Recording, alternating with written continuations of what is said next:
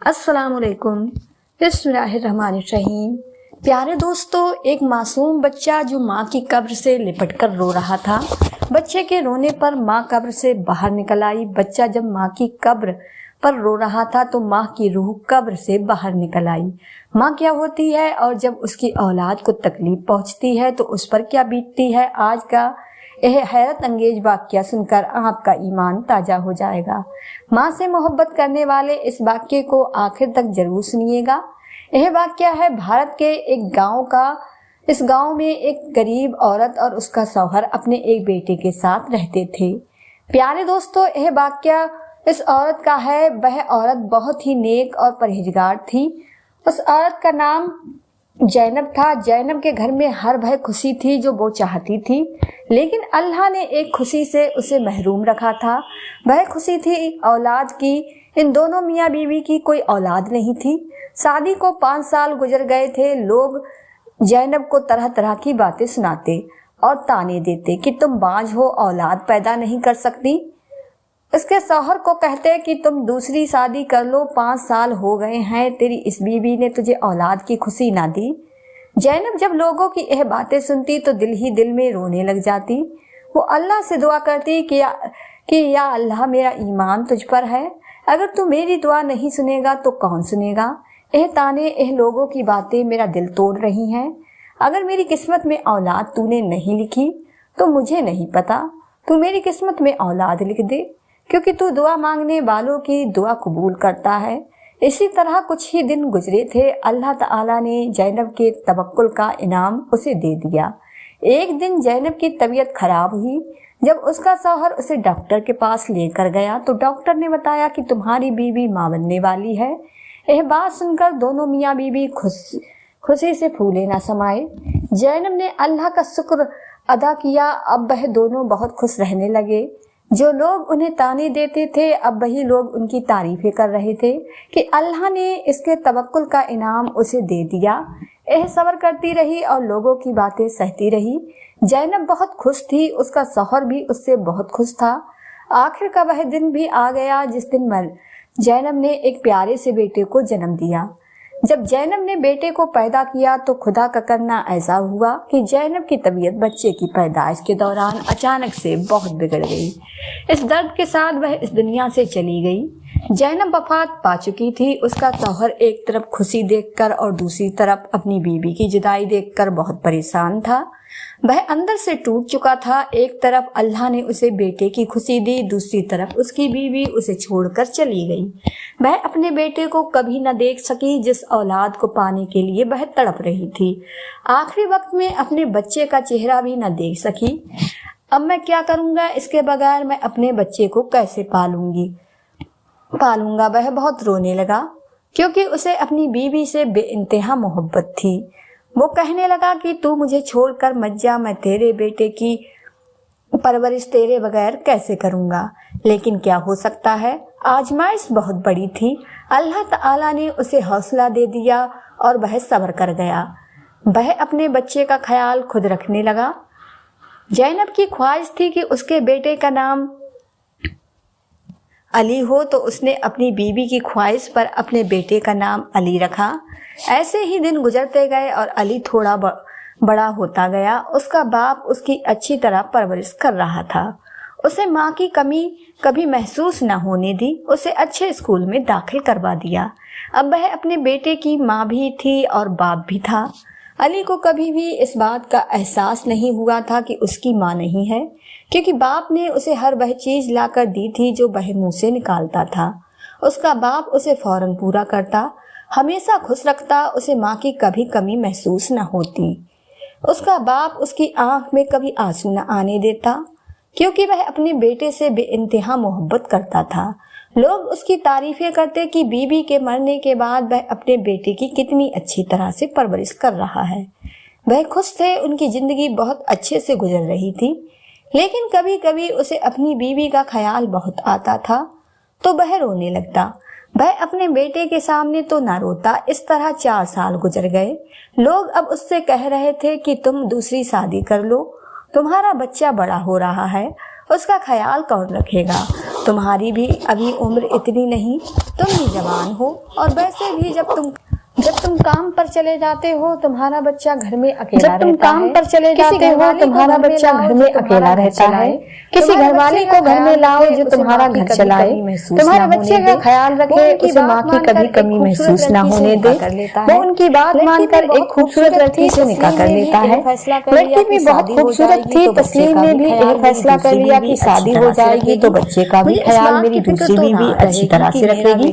मुझे इस बात की फिक्र तो ना रहेगी कि मेरा बेटा घर में अकेला है। जब मैं काम पर चला जाऊंगा तो मुझे पीछे से इसकी फिक्र नहीं रहेगी।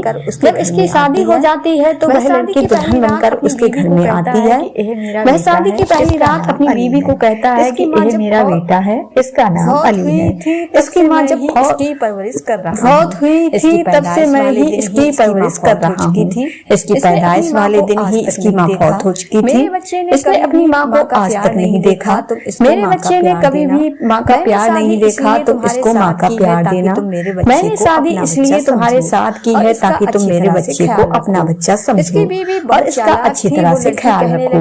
इसकी बीवी बहुत चालाक थी। वो लड़की कहने लगी कि आप फिक्र न करें, यह आपका बेटा नहीं बल्कि आज से मेरा भी बेटा है। आप आज से यह फिक्र दिल से निकाल दें कि आपका बेटा अकेला है, इसे माँ की कभी महसूस इसकी माँ हूँ मैं हो रही होगी। नहीं, आज से मैं ही इसकी माँ हूँ, मैं इसका बहुत अच्छी तरीके से ख्याल रखूंगी। वो लड़की इसमें एक बुरी आदत यह थी कि वह खुद का बनाव श्रृंगार बहुत करती थी। जिंदगी के दिन इसी तरह से गुजरते गए। तस्लीम अब बच्चे की तरफ से फिक्र छोड़ चुका था। वह मुतमईन था कि इसे माँ मिल गई है और मेरी दूसरी बीवी इसका ख्याल रख रही है।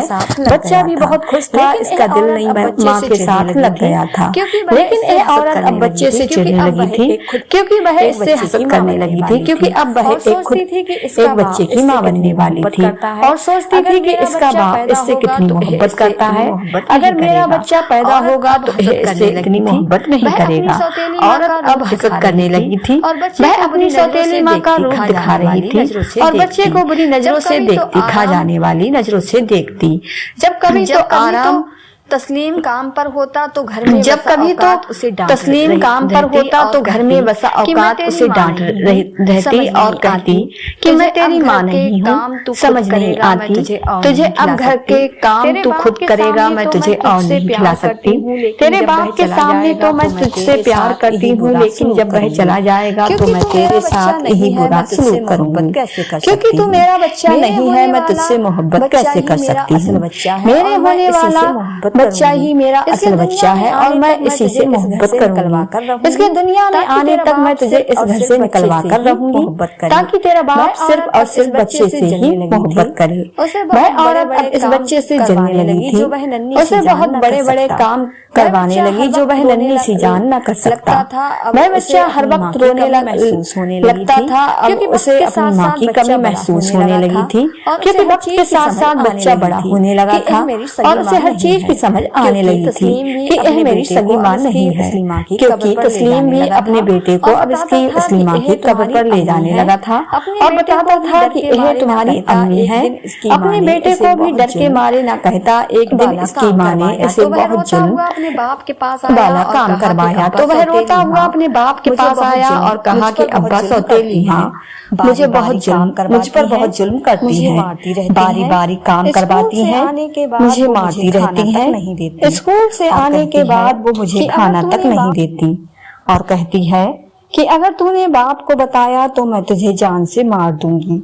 बहननी जान बर्दाश्त न कर सकी और अपने बाप को सारी बात बता दी। बाप को बहुत गुस्सा आया और अपनी बीबी को कहता है कि यह बच्चा क्या कह रहा है कि तूने इसके साथ ऐसा क्या किया है। तो वह मक्कार औरत रोने लगी, आंसू झूठे मूठे गिराने लगी, कहने लगी कि आपने कैसे ऐसे छोटे बच्चे की इस झूठी बात पर यकीन कर लिया। वह बच्चा है, ऐसे ही खेलते खेलते इसने यह बात कह दी है। पर वह बाप तो उस बच्चे की बात पर यकीन ही नहीं करता था। यह बच्चा है, गलती से ऐसे ही कह दिया होगा।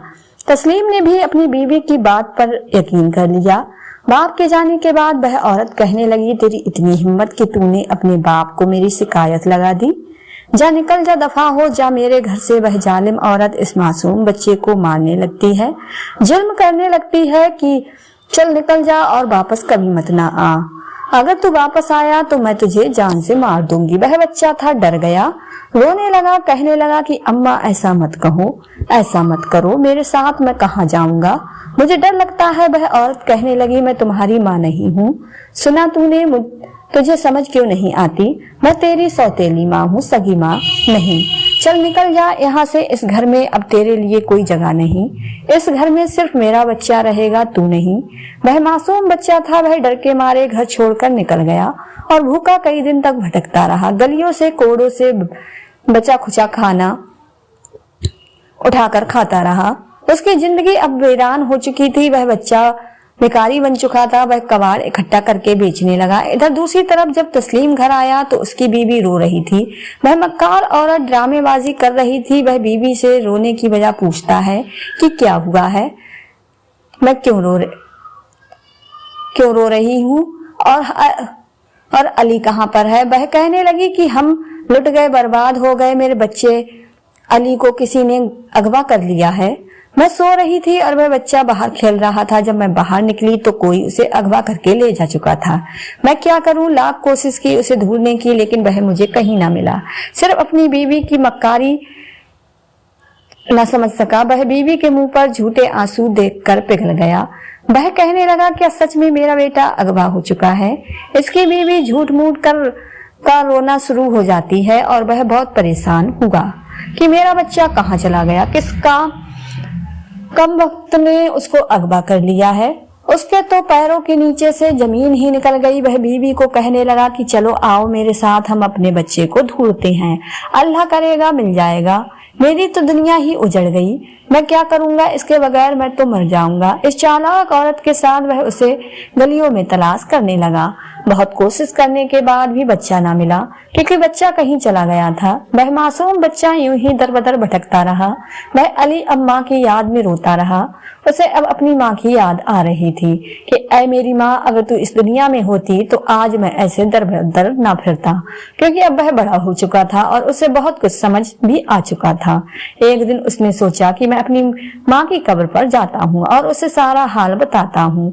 वह बच्चा अपनी माँ की कब्र पर आ जाता है, जोर जोर से रोने लगता है, चीखने लगता है, चिल्लाने लगता है। ऐसा लग रहा था कि जैसे उसकी माँ उसे सुन रही हो। वह कहने लगा कि माँ देखो, तुम मुझे छोड़कर चली आई और पीछे तेरे बच्चे को, तेरे अली को घर से निकाल दिया गया। उसका बाप भी उसे छोड़ गया। सौतेली माँ ने मुझ पर जुल्म किया तो मुझे छोड़कर कैसे चली आई। माँ तो अपने बच्चे को आसरा होती है, उनकी छत होती है। माँ के होते हुए बच्चे को कोई तकलीफ नहीं पहुँचती।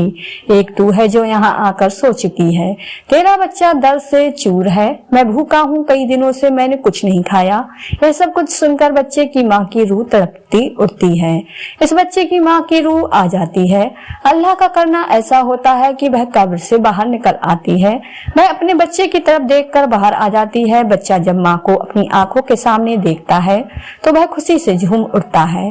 वह अपनी माँ के गले लग जाता है। वह अपने बच्चे का दुख महसूस कर रही थी और अल्लाह के हुक्म से वह उसके पास बिल्कुल उसके सामने हाजिर हो चुकी थी। बच्चा माँ के गले से लिपटकर रो रहा था। उसे अपने दिल का दर्द बता रहा था कि मेरे बाप ने दूसरी शादी कर ली है। मेरी सौतेली माँ ने मुझे मार मार कर घर से बाहर निकाल दिया। अब मैं वापस अपने घर नहीं जाऊंगा, मैं तेरे पास ही रहूंगा। वह बच्चा अपनी माँ को सारा वाक्य बताता है। उसकी माँ रोने लगती है। माँ तो माँ होती है, चाहे माँ इस दुनिया में हो या नहीं, इसकी रूह बच्चे का दर्द महसूस करती है। इस तरह चलाए तुम्हारे बच्चे जैनब ने भी अपने बच्चे के दर्द को महसूस किया और अल्लाह के हुक्म से वह अपने बच्चे के सामने हाजिर हो गई। इधर बाप अपने बेटे के दुख में गम में निढाल हो गया था। वह अपनी बीवी और बच्चे को याद करने लगा कि ऐ जैनब, तो इस दुनिया से चली गई, सारी खुशियाँ ले गई। एक खुशी तूने बच्चा दिया, वह भी चला गया। आखिर कहाँ चले गए हो तुम माँ बेटे, वापस आ जाओ, मेरा दिल नहीं लग रहा। इसकी दूसरी बीवी भी अब हैरान थी, क्योंकि तस्लीम का दिल अब बुझ गया गया था। वह समझ चुकी थी कि यह बच्चे से बहुत मोहब्बत करता था और मैंने बहुत गलत किया।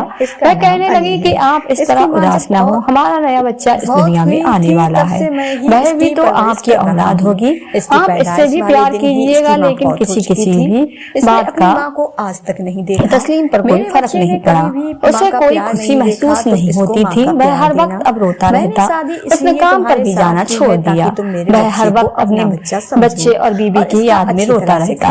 एक दिन वह कब्रिस्तान अपनी बीबी के कब्र पर गया तो वह यह मंजर देखकर कांप गया, क्योंकि उसकी बीबी और उसका बच्चा कब्र पर बैठकर खाना खा रहे थे। उसकी बीबी इबादत में मसरूफ थी। यह सारा मंजर वह अपनी आंखों से देख रहा था। उसे पहली दफा तो ऐसा लगा कि जैसे वह कोई ख्वाब देख रहा हो, लेकिन यह ख्वाब नहीं, हकीकत थी। यह मंजर देखकर उसकी आंखों से आंसू निकल पड़े। हौसला करके वह उनके पास गया। रूह तो रूह थी, वह गायब हो गई, लेकिन बच्चा जाहिर था। वह कहने लगा कि अब्बा, तुम मेरा अब्बा नहीं है, तुम यहाँ से चले जाओ, ख्याल रख रही है। यहाँ मैं सिर्फ और अपनी माँ के साथ रहता हूँ। तेरी दूसरी बीवी ने मुझे घर से निकाल दिया। सौतेली माँ ने मुझ पर बहुत जुल्म किया, मैंने तुझे बताया भी था। यह मुझ पर जुल्म करती है, लेकिन तूने मेरी बात पर यकीन नहीं किया और अपनी बीबी की बात को सच माना। उसने झूठ बोला होगा तुझसे, लेकिन मैं तो कब से अपनी माँ के पास हूँ। मेरी माँ मुझे रोज खाना देती है, मेरी अच्छी तरह से ख्याल रखती है। वह माँ मेरे साथ अच्छी नहीं थी। बच्चा सारी बात बताता है। बच्चे की दुख भरी बातें सुनकर तस्लीम का दिल तड़प उठता है। उसे यकीन नहीं आ रहा था कि वह मक्कार और औरत इतनी चालबाज और जारी निकलेगी। उसकी असलियत मेरे सामने आ जाएगी। यह सोचकर उसे बहुत ज्यादा गुस्सा आया।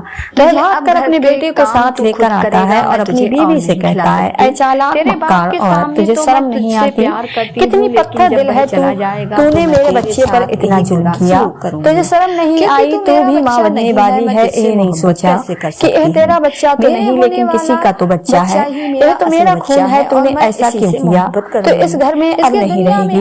मैं तुझे इसी वक्त तलाक देता हूँ। बच्चा जो पैदा होगा वो मेरा होगा, मैं उसे खुद रखूंगा। अब तू यहाँ से निकल जा। मुझे इससे कोई फर्क नहीं पड़ता कि तू कहाँ जाएगी, लेकिन मैं तुझे तलाक दे दूंगा और तुझे आजाद कर दूंगा। मेरी जिंदगी से तू दफा हो जा, मुझे और मेरे बच्चे को सुकून से जीने दे। तो हमारी खुशियों में आग बनकर आई और सब कुछ जलाकर राख कर दिया। अब तो इस घर में हमेशा के लिए नहीं रहेगी। फिर सारे मंसूबे तेरे नाकाम हो गए। अल्लाह ने तेरी असलियत को मेरे सामने लाकर रख दिया और ऐसे मुआजिजे किए हैं कि मैं तुझे जिंदगी में कभी भी माफ नहीं करूंगा और अपने घर में बिल्कुल भी नहीं रखूंगा।